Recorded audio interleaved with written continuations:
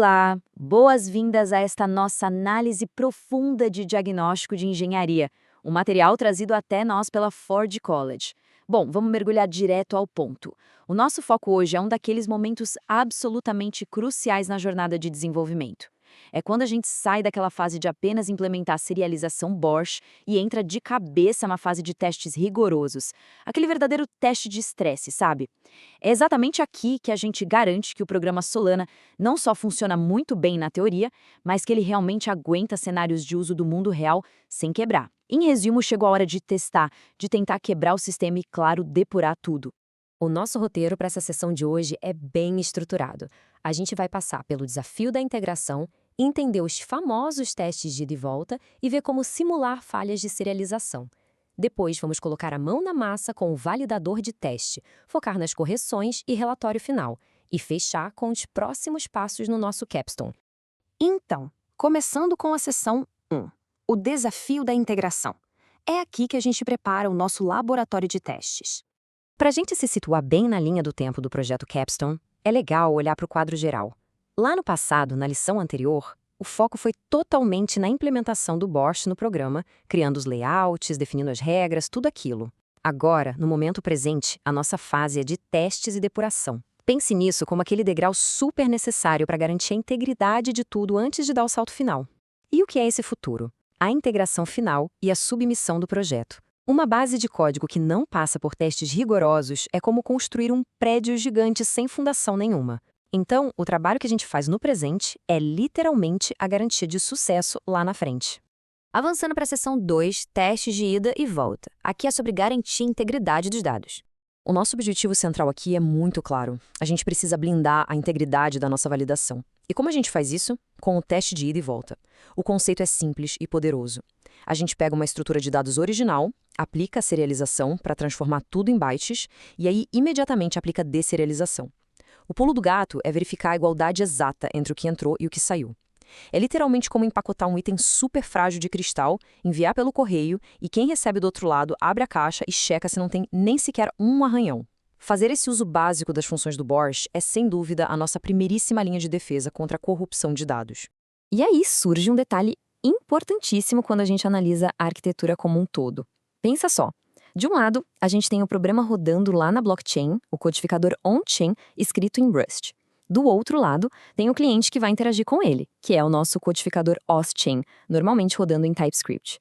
Comparar diretamente os arrays de bytes brutos que o Rust gera com os que o cliente TypeScript produz é absolutamente fundamental. É fazendo esse cara a cara de bytes que a gente consegue detectar aquelas pequenas discrepâncias que ficam escondidas, como os temidos erros de off by one ou quando a ordem dos campos está bagunçada.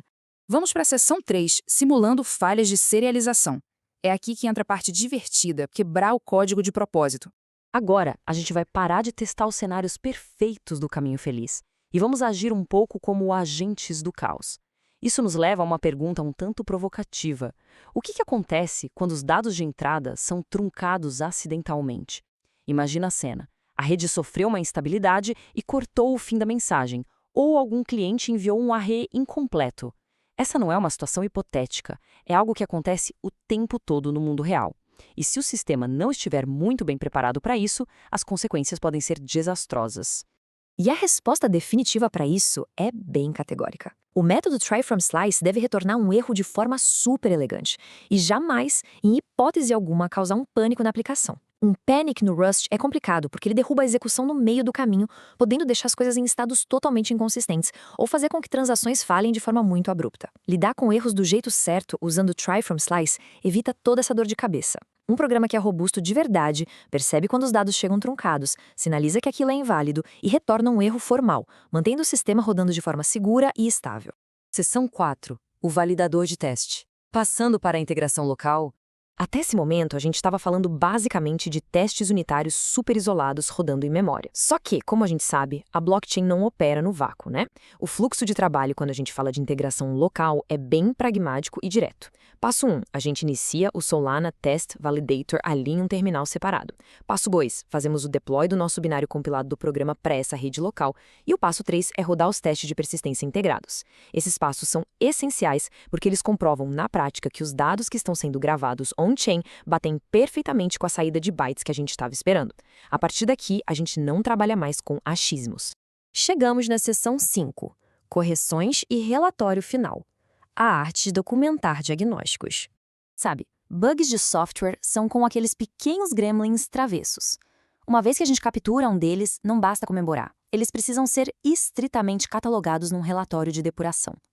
A estrutura ideal para um arquivo tipo debug_report.md organiza as coisas de forma clara: o nome do teste, o propósito exato dele e o resultado esperado. Registrar a causa raiz do problema, qual foi a correção aplicada, incluindo até os diffs de código, e o passo a passo da verificação. Olha, é isso que separa um código amador de um projeto de alto nível de engenharia. Fazer isso permite que qualquer outra pessoa na equipe valide essas etapas com a maior facilidade do mundo. E quando a gente está ali no modo detetive investigando os bugs, é muito importante ficar de olho naqueles suspeitos de sempre. Quais costumam ser os principais culpados quando o assunto é falha de serialização? Bom, esquecer de adicionar um trait de derive que era essencial é um clássico. Outro erro comum é mudar acidentalmente a ordem dos campos entre o esquema que está no Rust e o que está no TypeScript. Tem também a questão de não usar o tipo option de forma explícita para valores que podem ser nulos. Isso quebra tudo. E, claro, os temidos desalinhamentos na representação numérica. Tem que ter muita atenção nesses pequenos detalhes para não deixar nada passar. Para fechar, seção 6, próximos passos no Capstone. Nosso caminho rumo à submissão final.